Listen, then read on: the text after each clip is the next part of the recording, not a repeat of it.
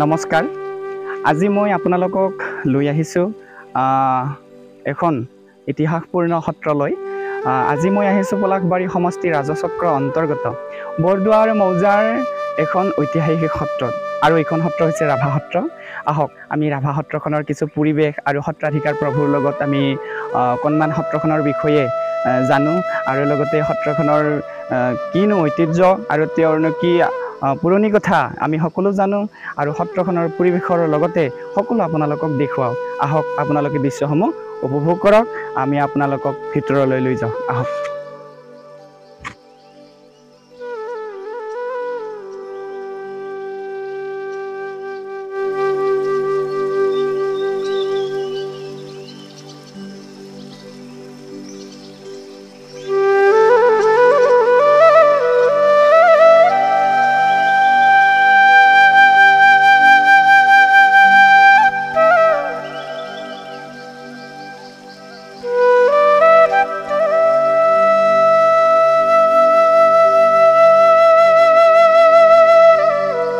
আহক লৈ যাওঁ আমি সত্ৰখনত, আৰু লগতে সত্ৰখনৰ পৰিৱেশটো দেখুৱাম, আৰু বাকী ছাইডৰ পৰিৱেশবিলাকো আমি দেখুৱাম।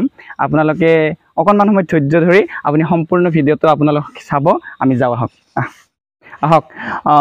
সত্ৰৰ এইটো ভঁৰাল ঘৰ, আৰু এতিয়া বৰ্তমান জৰাজীৰ্ণ অৱস্থাত আছে, আৰু সমাজৰ যি গতিকে মুঠৰ ওপৰত সকলোৱে দুখীয়া, আৰু লগতে দুখীয়াৰ কাৰণে আৰ্থিক দুৰ্বলৰ কাৰণে আচলতে সত্ৰখন বিশেষ উন্নত কৰিব পৰা নাই। তথাপি তেওঁলোকৰ যিখিনি সাধ্য অনুসৰি কৰিছে সেইখিনি যথেষ্ট, আৰু লগতে মহাপ্ৰভুৰ যেতিয়া কৃপা কৰিব সকলো ফালৰ পৰা নিশ্চয় ডেভেলপ হৈ যাব।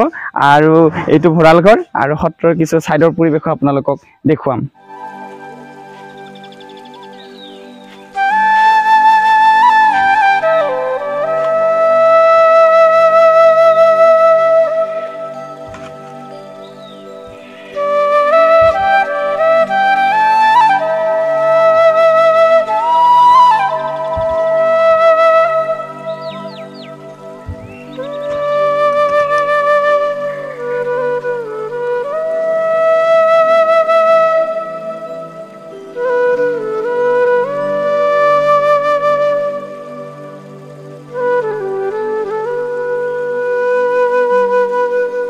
আমি বাপৰ লগত কথা পাতোঁ। তেওঁৱে আমাৰ এই সত্ৰখনৰ বিষয়ে তেওঁ জনাব, আৰু আহক তেওঁৰ শ্ৰীমুখে আমি এই সত্ৰখনৰ বিষয়ে অকণমান জানো। দিয়ক বাপ, আপুনি এইখন সত্ৰ কিমান চনত স্থাপিত হ'ল, আৰু লগতে এইখন সত্ৰৰ বিষয়ে অকণমান চুটিকৈ আমাক সত্ৰখনৰ ঐতিহ্যৰ বিষয়ে অকণমান আমাক জনাওক। কৃষ্ণ। কৃপাৰ সাগৰ দৈৱকী নন্দন প্ৰিয় মনৰ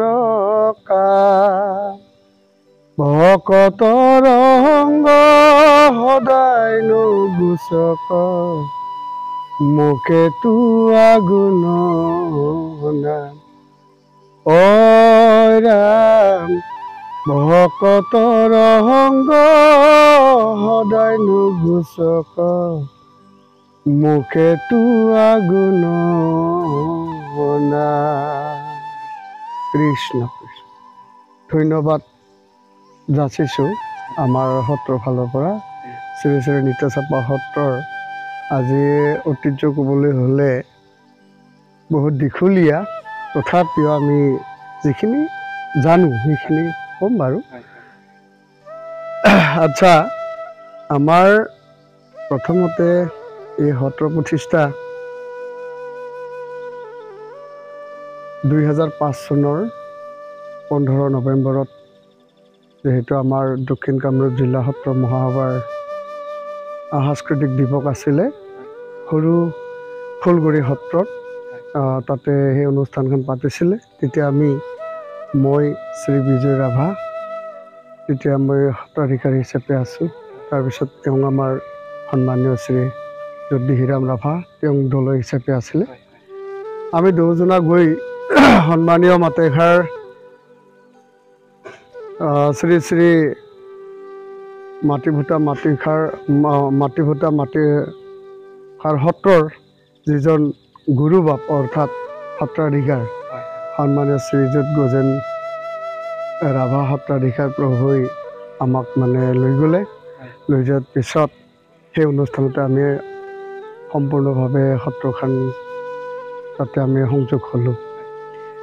আৰু ইয়াৰ ঐতিহ্য ক'বলৈ হ'লে আমাৰ এই বাথা নৈখনৰ দাঁতি কাষেৰে ধৰক বালিচৰ আছিলে। সেই সময়ত বহু বছৰ আগত 1828 আমাৰ খ্ৰীষ্টাব্দত আমাৰ এই সত্ৰখন অৰ্থাৎ নামঘৰ হিচাপে প্ৰচলিত হৈছিল। প্ৰথমতে তেওঁৰ শ্ৰী শ্ৰী নটঘৰা গোসাঁই বুলি কোৱা হৈছিলে।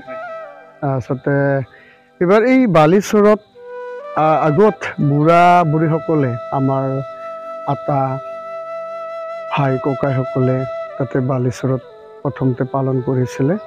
তাৰপিছত যেতিয়াই বালিচৰত যেতিয়া পালন কৰে তেতিয়াই এই ঢল পানী আহি পেলাই উটাই লৈ যোৱাৰ পিছতে তাতে মানে কি কৰিলে এই তাতে এখন বিৰাট হাওলা গছৰ বাগান আছিল আৰু সেই হাওলা গছৰ বাগানৰ তাতে মানে কি কৰিল এটা নিৰ্দিষ্ট ঠাই হিচাপে কৰি তাতে পালন কৰি আছিলে। তাৰপিছত তাতো মানে অলপমান বিকৃতি হ'ল। হোৱাৰ পিছত এই যে এই প্ৰাচীৰটো দেখিছে নহয়, এই প্ৰাচীৰটোত মানে কি কৰিলে মানে ঢোল খোল তাল গায়ন বায়নৰ যি নৃত্য গীত অৰ্থাৎ বৰগীতৰ যিটো সুৰ ছন্দ ক্ৰমান্বয়ে বাগৰি আহিব ধৰিল। তেতিয়াই এই কথাবিলাক ইকানে সিকানে খুবেই মানে অনুমান কৰিবলৈ ধৰিল কি ইয়াত সঘনাই মানে খোল তাল বাজে। তেতিয়া এই আগত যেতিয়া বহাগ বিহু তেতিয়া যেতিয়া বগেজাৰে নৃত্য বিহু থেৰথেৰীয়া পাৰ্টি ঠিক তেনেকুৱাকৈ ইয়াতো আমাৰ কি কৰিছিল নোটোৱা যিবিলাক সেই নোটোৱাবিলাকে নোটোৱা তেখেতসকলে প্ৰভু ঈশ্বৰসকলে নোচোৱাই ফুৰিছিলে। তেতিয়া আমাৰ সেই সময়ত আমাৰ এই লংচাই গাঁওখনত মাত্ৰ 6 ঘৰ না 7 ঘৰ আছিলে। এনেকৈ বাট পথবিলাক একেবাৰে জংঘলৰ হাবি অৰণ্যৰ মাজেদি মানে লংলঙীয়া বাটেদি যেনেকৈ আপোনালোকে আহিছে ঠিক আগে তেনেকুৱা জংঘল আছিলে। তেনেকৈ কি নাচিব আহিছিল বুলি কৈছে আমাৰ বুঢ়া বাপ আতৈসকলে। এনেকৈ নাচিব অহাতে তেতিয়া কি কৰিলে ভোকে পিয়াহে লক্ষণে কি কৰিছিল গোটেইবিলাক মাগি আহি ইয়াতে প্ৰথম এঘৰ আছিলে এই ঘৰৰ পৰা এনেকৈ মাগি আহোঁতে কি কৰিলে এই বিৰাট কলাময় কলাবৃষ্টি আন্ধাৰ একদম তেনেকুৱাকৈ বতাহ এনেকৈ মানে বৰষুণৰ বৃষ্টিপাতৰ যিটো ৰাও ঠিক তেনেকুৱাকৈ আহিবলৈ ধৰিল। তেতিয়া এই খুৰুৱাজনে কৈছিল বাপাহঁত তোমালোকে ক'ত থাকিবা, ইফালেও নাই ঘৰ সিফালেও নাই ঘৰ। তেতিয়া এই শিলৰ প্ৰাচীৰটো উত্তৰমুৱা হৈ আছিল। যেতিয়া উত্তৰমুৱা হৈ আছিল তেতিয়া মানে কি কৰিছিল এই কিছু লতা হেৰিবিলাক মানে আৱৰি আছিল। দেখিবলৈ অলপমান হেৰি আছিল ছাগলী তাগলীবিলাক এনেকৈ তাতে হেৰি কৰিছিলতো জিৰণি লৈছিল তেনেকৈ মানে চাফ চিকুণ হৈ আছিল। তেতিয়াই মানে খুৰুৱাজনে ক'লে আৰু মোৰ বাপাসকল এই শিলৰ প্ৰাচীৰটো দেখিছানে, সেই প্ৰাচীৰ গুহাতে আমি সোমাং ব'লা, তথাপিও আমি নিৰাপদে থাকিব পাৰিম। এনেকৈ বুলি তেওঁলোকে আহি তাতে সোমাইছিল। সোমোৱাৰ পিছত যেতিয়া তেওঁলোকে সোমাই পেলাই ধুনীয়াকৈ জিৰণি ল'লে, ইমান ধুনীয়া এটা মানে বতাহ আহিল মানে গাত শীতল পৰি গ'ল। সকলোৰে নিচাত পানী পিয়াহ ভাগৰ এনেকুৱাকৈ কৰি তেওঁলোকে লাহে লাহে টোপনি আহিবলৈ ধৰিল। সকলোবিলাকে মানে ভিতৰলৈ পঠাই তেওঁক মানে কি কৰিছিল মানে দুৱাৰত থকাৰ দৰে তেওঁলোকে আছিল আৰু খুৰুৱাজনে আছিল। তেতিয়া কি কৰিছিল খুৰুৱাজনো টোপনি আহিল। টোপনি যেতিয়া আহিল তেতিয়া মানে ক্ৰমান্বয়ে একেবাৰে বৃষ্টিপাত তুষাৰ পৰিবলৈ ধৰিল, শীতল মানে বতাহ লাগিবলৈ ধৰিল। এনেকৈ ক্ৰমান্বয়ে শিলটো মানে জাপি আহিব ধৰিলে। তাৰপিছত এই খুৰুৱাজনে মানে এই খোজাওঁতে এনেকৈ মানে মূৰত এনেকৈ হেৰি হাত দিব খোজোঁতে মানে শিলটো মানে লগ পালে। আৰে দেখোন এওঁ দেখোন চাপি আহিব ধৰিলে। এই নেকি বুলি কি কৰিল হৃদয়খন একেবাৰে চাপি মানে এই বাপাহঁত ওলাই আহ এই শিলটো জাপিল নেকি কৰোঁতে কি কৰিলে খুৰুৱাজনে কোনোমতে ওলাই লৰ মাৰিছিল কিন্তু জাপি থল সকলোবিলাকে তেতিয়া খুৰুৱাজনকো মানে তেওঁ ৰাখি দিলে কাকো যাব নিদিলে সেই সূত্ৰে যিহেতু ইয়াত নোটোৱাসকলে খোল তাল বাদ্য সকলোবিলাকে মানে ইয়াতে মানে ৰখাইছিলে সেই প্ৰতিধ্বনি সকলোৰে হৃদয়ত মানে কি কৰিছিল প্ৰৱেশ কৰাইছিল এই তেনেকুৱা কি সৃষ্টিবিলাক মানে লাগি আহিব ধৰিল তাৰপিছতে সদশেষত বুদ্ধিয়ক কেইজনমান বিষয়বাব আছিলে তেতিয়াই কৈছিল আৰু নোটোৱাৰ শব্দ এইটো তেতিয়াই কি কৰিলে নটঘৰা গোসাঁইৰ ঠাইত শ্ৰী শ্ৰী নোটোৱা চাপা সত্ৰ সেইটোৱে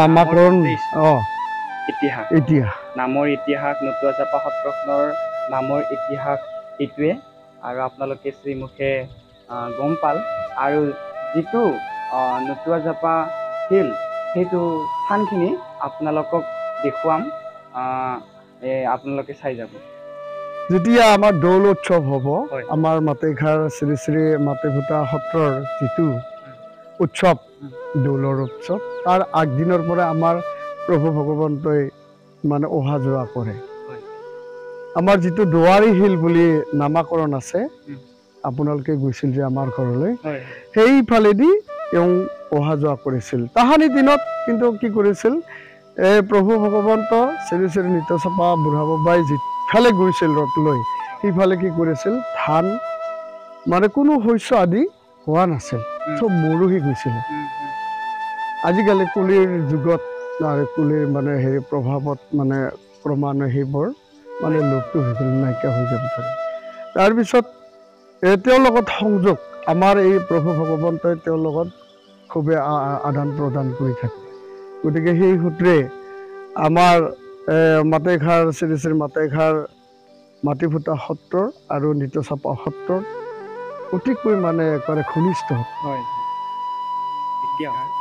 কালি যি আমি নোটোৱা জাপা সত্ৰলৈকে গৈছিলোঁ আৰু সত্ৰাধিকাৰ প্ৰভুৰ লগত কথা কওঁতে এন্ধাৰ হৈ পৰিল এন্ধাৰ হোৱাৰ কাৰণে আপোনালোকক সম্পূৰ্ণভাৱে কিছু দৃশ্যবিলাক দেখাব নোৱাৰিলোঁ আৰু বহু ৰৈ গ'ল কথা পাতিবও ৰৈ গ'ল গতিকে আপোনালোকৰ ওচৰত দ্বিতীয় ভিডিঅ' আপোনালোকৰ ওচৰত লৈ আহিম বুলি ভাবিছোঁ নোটোৱা জাপাৰ সত্ৰখনৰ উদ্দেশ্যে আৰু আজি আপোনালোকক সৰুকৈ ভিডিঅ' এটা দিলোঁ আপোনালোকে যদি ভাল পায় তেতিয়াহ'লে আপোনালোকে লাইক কমেণ্ট শ্বেয়াৰ কৰিবলৈ নাপাহৰিব আৰু মোৰ চেনেলটো এনেকুৱা নেদেখা নজনা কিছুমান ভক্তি কথা বা আধ্যাত্মিকতাৰ কথা বা নেদেখা কিছু মঠ মন্দিৰ সত্ৰ আশ্ৰম আপোনালোকক দেখুৱাই যাম আপোনালোকে মোৰ চেনেলটো ছাবস্ক্ৰাইব কৰিব আপোনালোকে এনেকুৱা ভিডিঅ' দেখা পাব মোৰ চেনেলত আপোনালোকক দ্বিতীয় ভিডিঅ' লৈ আহিম আজিলৈ এইখিনিতে আমি ভিডিঅ'টো সামৰণি কৰিছোঁ